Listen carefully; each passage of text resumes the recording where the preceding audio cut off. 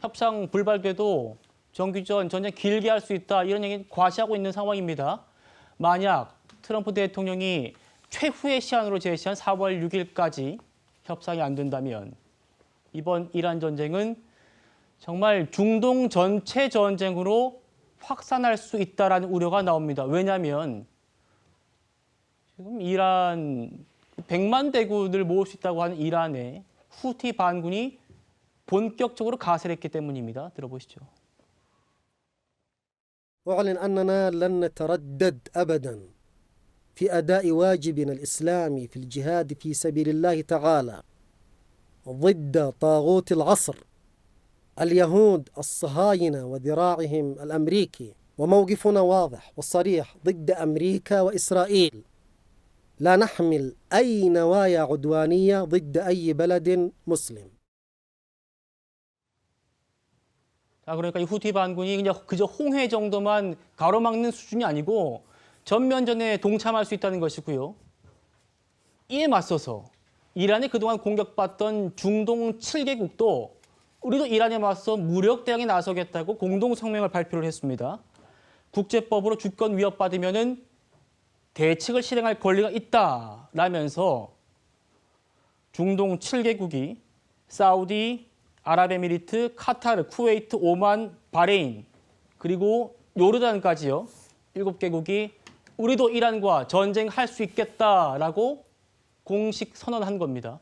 자, 신범철 위원님, 이거 지금 정말 4월 6일 지나버리면 이 전쟁 정말 중동전이 될 수 있겠어요. 예, 그렇게 되지 않길 바라야죠. 전에도 말씀드렸지만 트럼프 대통령의 정치적 고려를 한다면 이 전쟁을 단기전으로 끝내야 되는데 이것을 바꿀 수 있는 변수는 중동 국가다. 중동 국가들이 이란 위협을 제거하기 위해서 트럼프 대통령에게 경제적 지원이라든가 이런 것을 약속하면 트럼프 대통령의 셈법이 달라질 수가 있는 거죠. 그렇기 때문에 지금까지는 미국이 중동 국가들을 설득해서 작전에 참여하지 않게 했는데 만약에 트럼프 대통령이 확전을 고려해서 섬을 점령하거나 지상작전이 개시된다면은 저는 중동 국가들의 지원, 특히 경제적 지원을 넘어서 군사적 지원도 수용할 가능성이 있다고 봅니다. 예. 그러면은 어떻게 보면은 중동 전쟁으로 확산되는 거죠. 후티 반군과 같은 경우에는 사실 약간 저는 다르게 봐요. 말은 저렇게 하지만 직접 참여를 했으려면 벌써 했어야 된다. 그런데 후티 반군은요, 약간 경제권을 갖고 있어요. 그렇기 때문에 쉽게 이 전쟁에 뛰어들지 않을 거고 홍해가 만약에 차단된다면은요. 누가 가만히 안 있겠습니까? 지금까지는 약간 한 발 물러서 있는 이집트가 들어옵니다. 왜냐하면은 이집트의 중요한 수입원이 수에즈 운하고 그 수에즈 운하를 활용하려면 홍해가 뚫려 있어야 되거든요.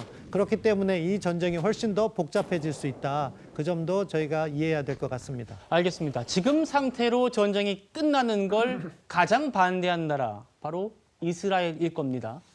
지금 이스라엘이요. 단독으로 참수작전도 벌이고 지상전도 벌이고 그야말로 이번 전쟁에 막판 총공세를 퍼붓고 있습니다. 들어보시죠. אנחנו ממשיכים לתקוף בעוצמה את המטרות של משטר הטרור האיראני. אמש חיסלנו את מפקד חיל הים של משמרות המהפכה. לאיש הזה יש הרבה דם על הידיים, ובנוסף הוא זה שהוביל את סגירת מצרי הורמוז. זוהי עוד אחת מהדוגמאות של שיתוף הפעולה בינינו לבין ידידינו ארצות הברית במטרה משותפת להשיג את מטרות המלחמה. 자, 첫 번째 1차 참수작전 하메네이, 2차 참수작전 라리자니 성공 이후 3차 참수작전을 단독으로 벌였고 그 대상 호르무즈 해협을 틀어막고 있던 여러분 지금 보신 이 사람 이란 혁명수비대 해군 사령관을 사살했다고 밝혔습니다. 위원님, 아직 이란이 공식적으로 해군 사령관이 사망했다라는 확인은 없습니다만 호르무즈 봉쇄 책임자라는 점이 가장 눈에 띄어요. 그렇죠. 혁명수비대 해군 사령관이고 이란 남부 해안에서 작전을 독려하는 와중에 이스라엘 측에 의해서 제거가 된 것 같아요. 그만큼 이스라엘의 정보력은 정말 전쟁을 수행하는 과정에서 대단하다고밖에 말할 수는 없는데 이란 측은 아직 확인을 안 해주고 있지만 복수의 소식통에서 나오는 거 보면 사실인 것 같습니다. 결국 이스라엘 같은 경우에는 이 전쟁에서 이란의 위협을 가급적 최대한 제거하겠다 하기 때문에 지금 미국은 협상을 희망하면서도 이스라엘과 같은 경우에는 그 협상이 진행되는 과정에서도 전과를 최대한 올려야겠다 하면서 작전을 중단하지 않고 있는 것 같습니다. 자, 지금 이스라엘이요. 헤즈볼라를 소탕하겠다는 명분으로 레바논 영토 깊숙이에도 들어가서 지상전을 벌이고 있습니다. 바로 보시죠. 자, 뭐 정예 공수부대, 특공부대로 구성된 98사단 추가 투입할 준비도 마쳤다. 이런 얘기도 하고 있고요. 뭐 여기에 맞서 헤즈볼라도 가만히 있지는 않습니다. 이스라엘의 수도 텔아비브에 기습적으로 미사일 공격도 퍼붓고 있습니다. 위원님, 이것도 여쭤보고 싶습니다. 이스라엘이 레바논까지 이렇게 들어가면서 굉장히 전선이 넓어졌습니다. 다른 곳에서 전쟁 벌이고 있는 것도 굉장히 많아서 이쯤 되니까 이스라엘 내부에서도 자, 우리가 지금 이 많은 전쟁도 감당할 수 있겠냐? 우리 군이 버틸 수 있냐?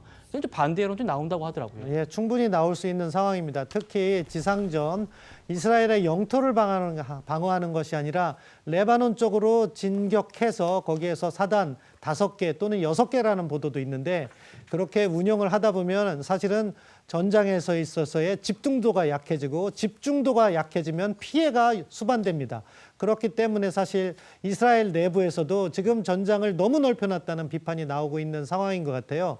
그렇기 때문에 이 부분과 관련해서 네탄야후 총리도 다시 한번 점검이 필요할 것 같고요. 이스라엘이 특히 영토 욕심을 드러낸 것은 정말 잘못된 거라고 보고 이 경우에는 앞서 설명드린 그 중동 7개국이라든가 또는 튀르키예까지 반대를 할 거기 때문에 이 전쟁의 상황을 또 다르게 혼란에 빠지게 할 수 있다. 그런 점에서는 이스라엘의 현명한 판단이 필요하다고 생각합니다.